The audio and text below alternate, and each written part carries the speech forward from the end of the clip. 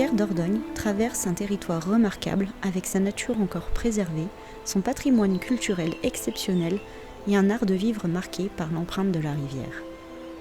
En 2012, le bassin de la Dordogne a été classé réserve de biosphère par l'UNESCO, renforçant d'autant plus cette volonté de préserver cet environnement dans une optique de gestion durable autour de l'économie et des usages. En 2018, 4 communes du bassin se sont associées à Épidor pour s'engager dans les atlas de biodiversité communale initiés par l'Office français de la biodiversité. Dans les documents d'urbanisme ou d'aménagement du territoire que les élus doivent mettre en place sur un territoire, mais à l'échelle d'une commune ou d'une intercommunalité, on a besoin de connaître la valeur des zones que l'on va transformer pour y faire nos activités. Donc l'ABC, ça vise avant tout à fournir, sous forme de carte, des informations sur le patrimoine naturel de manière à ce que ce soit pris en compte dans la politique de vie et d'aménagement du territoire. On s'intéresse beaucoup à ce qu'on appelle aussi la biodiversité ordinaire, puisqu'en France, on sait gérer les milieux extraordinaires. Il y a des réserves, il y a des zones de protection pour ça, mais il n'y a pas forcément ces espaces-là sur les espaces de vie où l'on est sur la commune. Aujourd'hui, le territoire, c'est de l'activité agricole, c'est ce qui fait vivre beaucoup de familles. Ce qui est intéressant, c'est déjà d'instaurer un dialogue et de savoir ce qu'on peut faire avec le monde agricole. Il faut que les gens soient persuadés qu'il faut faire les choses. La commune ne fera pas les choses toute seule. Donc l'important, c'est que justement, avec l'ABCDR, on peut mettre le doigt sur les choses qui ne vont pas, sur les déficiences qu'on a sur notre territoire.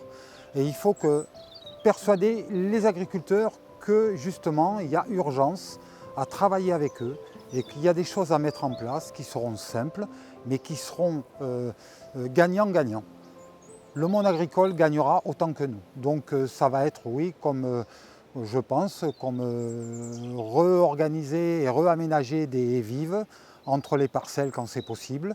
Ça va être replanter des arbres parce qu'on est quand même en gros déficit à mon avis sur la commune, recréer des bosquets.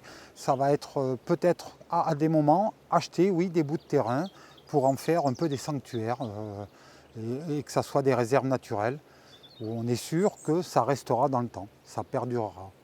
On a aussi sur la commune un milieu associatif assez intense, donc ça serait bien que les associations puissent aussi participer d'une manière ou d'une autre à la création et au suivi de cet atlas.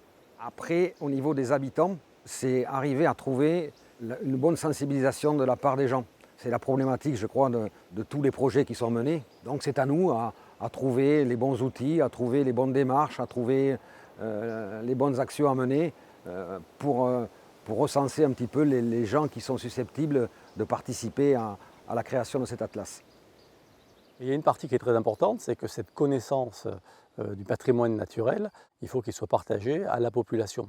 D'où le fait de dire on va faire participer les citoyens qui le veulent à la phase d'inventaire, c'est d'amener les personnes pour leur apprendre à justement faire la bonne photo, à savoir regarder et approcher un milieu, à savoir pourquoi pas manipuler un animal, si on attrape une libellule, comment on peut la manipuler, qu'est-ce qu'on regarde, de manière à pouvoir se sentir autonome. On a mené une démarche d'identification de ces libellules sur une zone humide.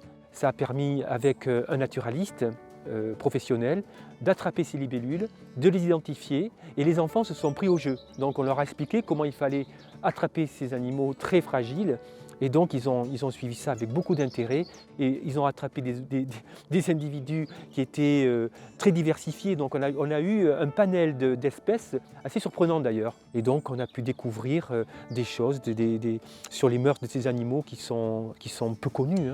Donc je trouve que ça a été passionnant, un moment très très fort. Oui.